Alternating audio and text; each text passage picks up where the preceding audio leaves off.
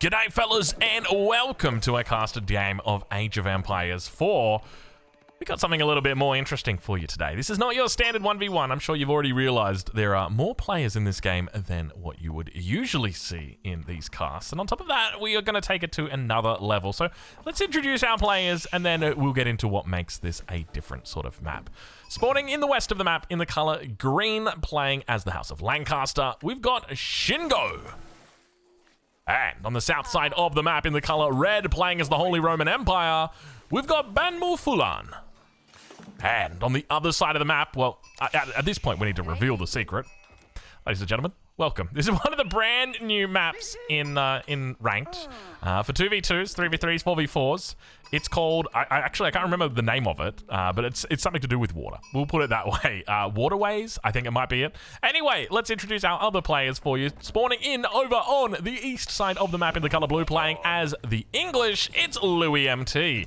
And his partner in crime today in the color orange, playing as the Knights Templar, it is Scarlet Devil. Ladies and gentlemen, welcome to a caster game. A pleasure to have your company. If you're enjoying this Age of Empires 4 content, I encourage you, go ahead, leave a like on the video. It really helps out with the traction of each one of these videos. And let's talk a little bit about this map, because this is such a cool map, such a cool design. So first and foremost, no fish, no shore fish, no nothing in here to make you want to come and grab this. The only thing that exists, or the only reason why this exists, is to separate these two from each other.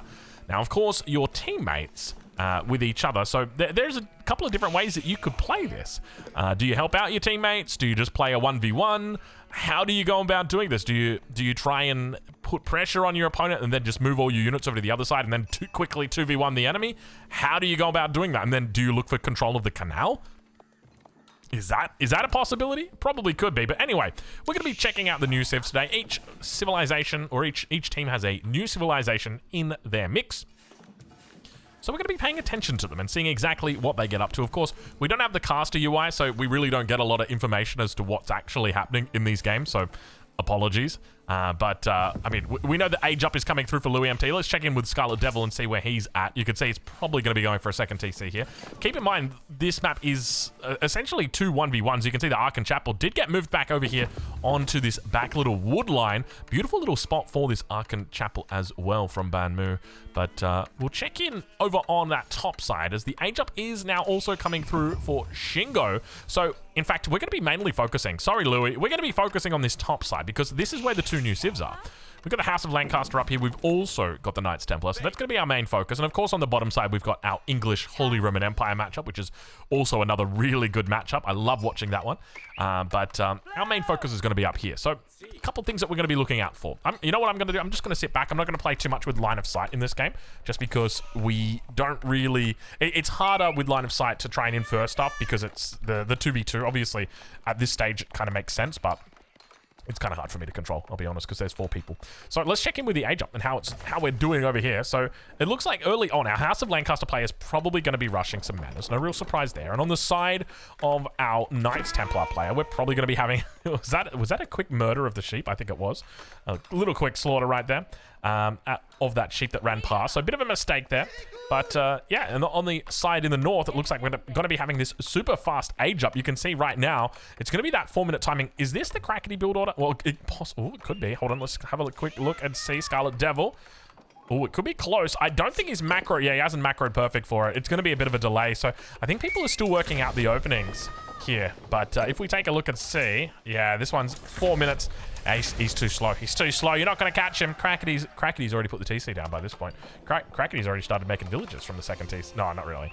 That's kind of far. Okay, 3 vills on the first of the manors, though. Coming in now for our House of Lancaster player.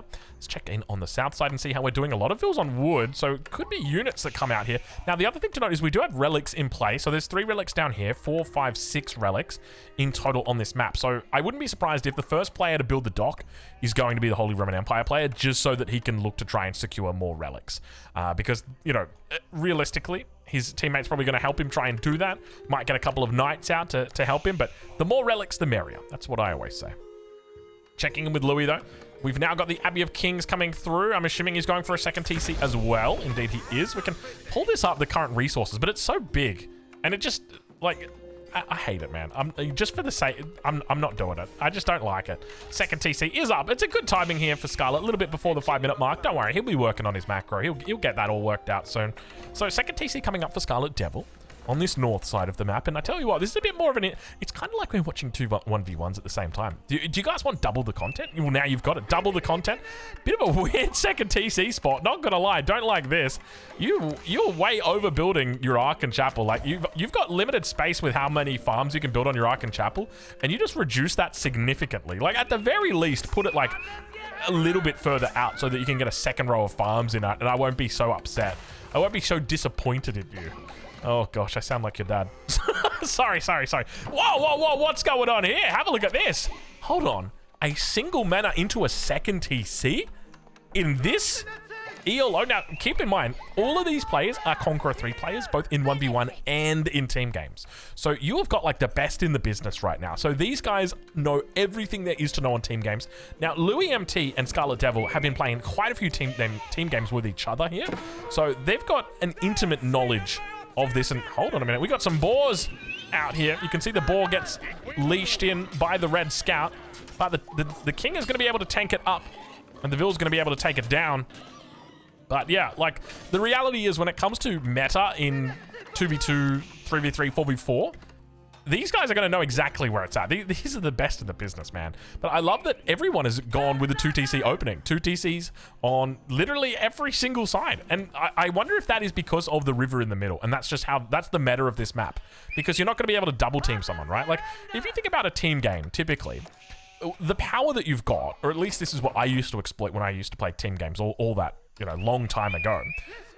The main thing that you're looking to exploit is the fact that you can have 2 to 3 armies in one person's base.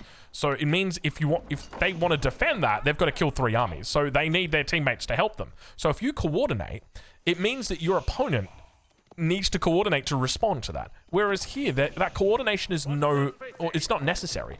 And because of that, hold on a minute, this is going to be incredible. He's putting down the 2 additional manas. So you've now got double TC, double manas. This is like infinite scaling. And is he going he's going castle as well? Hold on a minute. Dude, look at the macro, how tight this is, bro. Putting down racks in the back as well. Walls coming up. Dude, this is the guy I'm watching. We're paying attention to him. This is the ultimate team gamer right now. And Louis MT and Scarlet Devil are really up against him here. And we start to see the Chevaliers coming out. He already knew it. How did he already know? I mean, he probably already had the scout out right. But, like, I guess he just suspected. Maybe he spotted the stables. The 2 TC into two stables, not a fan. I much prefer the 2 TCs into the triple mana, man.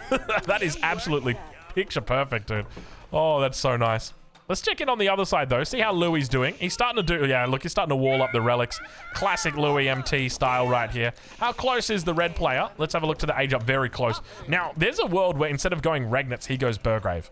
And he tries to kill Louis. I think that's 100% a play here. Though you are up against English, man. And English are difficult because longbows are just so good at dealing with everything that you throw at them. And of course, they can just quickly move into crossbows as well. And you can just go for a white tower on the defense. Like, just put a white tower here, put a white tower here, here. So many good spots for it. And it's just going to guarantee that you can't die to the Burgrave. But look at this.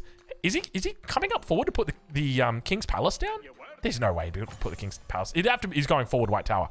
Oh, is he doing a forward white tower drop? Now, speaking of forwards, there's the Burgrave, as we suspected. Now, if he goes for this forward white tower, I like it, but at the same time, it scares me. Just mainly because when it comes to playing English, especially English 2TC, you are reliant on your farms. You're reliant on all of your resources being protected. And this white tower, while it goes a long way to protecting the integrity of his future, it doesn't do a whole lot about his present. And that scares me quite a bit. So, Louis, be cautious, my friend. Now, obviously, he's also going to have double crossbow coming out from this bad boy, so he should be able to keep up relatively well with the Burgrave here. Can obviously add in a stable, a range, whatever it is that he needs. But the fact that he's already got these walls coming up on the relics, he'll be feeling very good about himself. Meanwhile, towards the top side, have a look at this. We've got our cool little defense. Let's right on board with our green player, and you can see he's got upgrades on the way. Double broad axe, whole bunch of spears starting to come out. In fact, he's going into a whole bunch of production back here. Double archery range, double racks, as well as the blacksmith. Now, let's check in with Scarlet Devil and see what Scarlet's play is here, because at the moment it's still feudal for now. Now, both of these guys went fast castle. So I love that we've got kind of like the fast castlers down here on the south, and then we got like the more feudal focused guys on the north. Very, very interesting mix that we've got. Men-at-Arms going to start to come out. Monastery as well getting thrown down for our Holy Roman Empire player. Now beginning to make their way out onto the map. The ball gets taken. A lot of low health vills in here. Always dangerous when you've got these low health villagers out here. Chevaliers looking for a way through. Not going to be able to find it for the moment. This really is like 2 1v1s, isn't it? This is so cool, man. I want to cast more games on this map just for the fact that we get to see multiple 1v1s. Can you imagine a 4v4 on this map?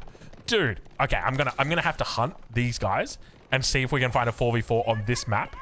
That would be such chaos, dude. Can you imagine trying to cast it? All these individual 1v1s going on. We'd just be watching, like... I wouldn't even know how do you track that? It's literally casting 4 1v1s at once. Like, there's no cohesive nature to that. There's just all these different fronts that are having their own little battles on. God, that would be scary, man. At least the distance would be quite far between you, though. You and your enemy would be very far apart.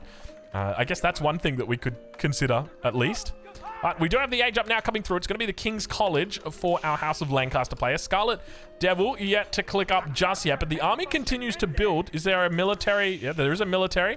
Wonderful. One unit killed for each of these players. What a useful piece of information. How is that still in the game? God, man. You know, at this point, I could have learned like I could have become a full stack developer and just coded that in for you. Like, how hard is this? Why can't you fix this? What's wrong with you? I don't want to know this information. God. Can we get caster mode for team games? I'm sorry, but like, it is the most basic request. And I know I complain about it all the time. I'm sorry. It's just, you know, I'd cast more team games and more FFAs if we actually got like a decent UI to cast it with. This is just sad, though, dude. We get no information about what's going on. I got no idea how many units this is. I mean, I can click and look, and oh, it's 17. But how many's he got on the field? Who knows? Who knows? Let's check in on that south side. Okay, I'll stop complaining.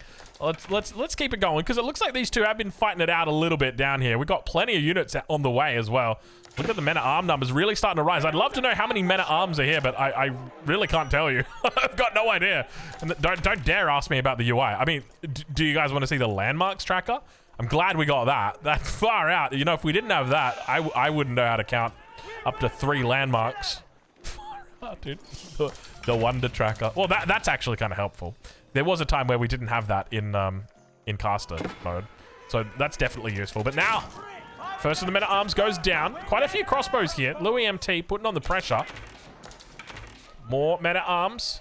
You know what we can do? We can go over to his perspective and go Control-Shift-A, and we can see he's got 24 men-at-arms out. There you go. That's how we know how many he's got. Now we can go to Louis, and we can do the same thing, Control-Shift-A. He's got 13 crossbows. There you go. That's how we had to do it. Oh, he's come from the top side. Look at this. The huge hits on all of these crossbowmen. But unfortunately, they're not able to really make their maces connect that well. They do get that bonus damage, but yeah, unfortunately, Louis got kind of caught out of position right there. You can see just how well he is doing with the micro. Movement speed advantage in favor of the men-at-arms, yet still it doesn't feel that way. Meanwhile, the Chevalier number. Have a look at these Chevaliers. These are feudal age Chevaliers, by the way. He's going into the Castile. Sorry, give me a sec here. What's it called? The Kingdom of Castile. I like that we can see the flags in this mode. That's something that you got going for you. And you can see what units you can make as well. You can't hover over them, though. It doesn't tell you. Requirements, upgrade not in progress. All right, there we go. What if we do this? Can I hover over the units now? Nah, see, I still can't hover over the units. That would be cool if I could hover over the units. But I love that you can see the flags. That's how it should be. That's sick. All right, Age Up came through. Scarlet going to be looking for a whole bunch, or Scarlet Devil, I should say. Going to be looking for a whole bunch of upgrades here. Don't fight. Not yet, not yet, not yet. We need the Chevalier upgrade. We need the Archer upgrade. How are we doing down here? So far, so good. Nothing happening just yet. We've got our first transport ship. Men-at-Arms going to be looking to support in the north of the map. Transport ship numero uno is out. No relic picked up just yet. How are we doing on relics, by the way? I think our relic count is building. Yeah, 2 relics here. A lot of Chevaliers. I think we need some crossbows out, probably. Maybe a mangonel or 2 could help. Oh, they found each other. The Kings come across as well at the same time. They've crossed to the exact same spot. The men-at-arms now racing through to the other side. Plenty of Chevaliers here to help, though. They've got plenty of extra health, 24 extra health on them. And he's very quickly like, get me out of here. Get me out of here. The archer's going to try and focus down the transport ship. It could be big trouble. It's going to be big trouble. The archers go to take it down. The transport ship is lost. And now coming around the backside, we see the House of Lancaster looking to try and find a way through. But at the end of the day, all the men-at-arms get cleaned up. I tell you what, that was a scary little engagement right there. How much armor do these transport ships actually have? None. Zero. Zilch. Oh, now the crossbows are going across to the other side. That's why they're called crossbows. Sorry. That one right there, that's a quote. That's why they're called crossbows. Because they're going across the water. Oh, gosh. How many more does he have? Now, he's got a decent-sized wall going up here, and as long as he's got a handful of crossbows, he can defend this wall pretty easily, but I think this is the majority of crossbows, and now you start to see that double teaming happening. Do we see a potential transport ship coming out again from one of our players in the south here? Because you wouldn't want to get double teamed on. Well, even if you do, I mean, you've got these big walls. Well, they're not up yet, though. It's going to take some time. These are decent-sized walls as well. I tell you what, this is a fun game. This is a good, exciting game. I'm enjoying this so far. And now he's going to run into those crossbows. And he's going to go, oh, shit.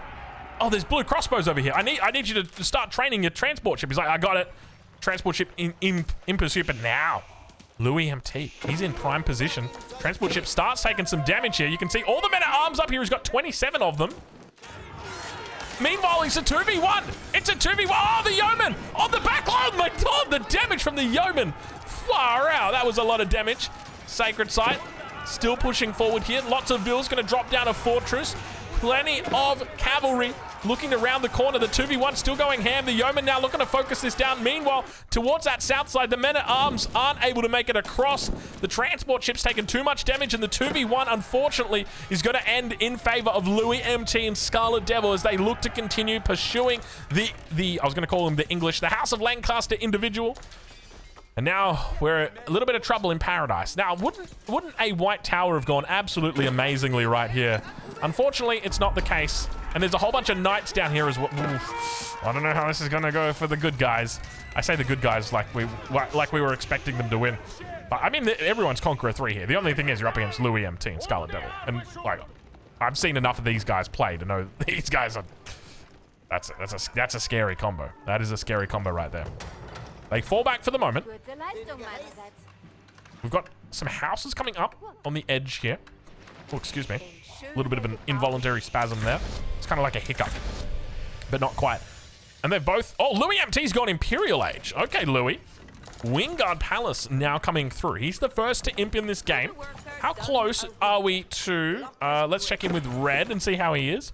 So, not really that close, but how many... Yeah, he's on 89 vills. Quick vill check. Can I get a vill check? 89 vills, 86 vills, 92 vills, and 87 vills. So, even Stevens on vill count. When it comes to manners, did he just go 3 manners? No, he didn't just go 3 manners. If we check in with him, he's green. Where are all the other manners? Is he slowly getting them up? 6 out of 9. Yeah, 6 out of 9. So, he's taking his time. Okay, men-at-arms are finally here. Phew, we're okay.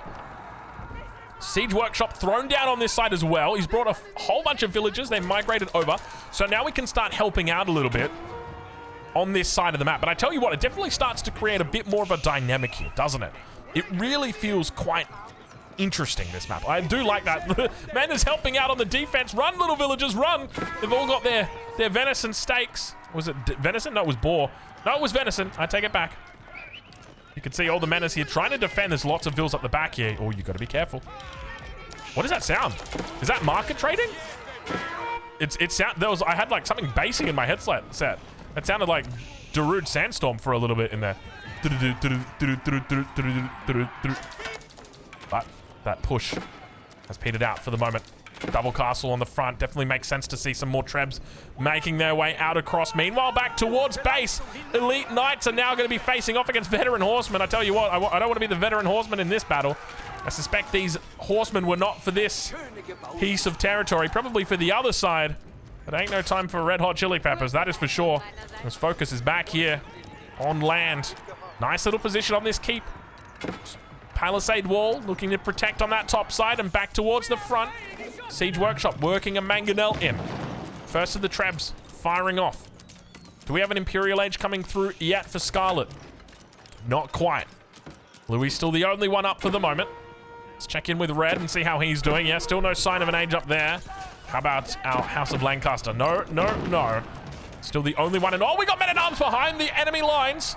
Chevalier's going to try and clean it up. They've got plenty of extra health. Not really, an extra 9 health. It's not a huge amount. Might keep them alive for an extra bludgeon or 2. Probably just the single bludgeon. But they do get the surround. Should be able to clean it up for the moment. And down towards the south side. Oh, it's getting bad before it's getting worse for the west team. As the king together with all of this cavalry. Just going to be cleaning it up. Unfortunate that we didn't get any walls up sooner. This feels like an RTS game, man. I feel like I'm watching a Total Annihilation game. I miss that game a lot. You know, if they did a TA remastered, I would cast the hell out of that. I mean, they kind of do with Beyond All Reason, but Beyond All Reason's just... It's Beyond All Reason.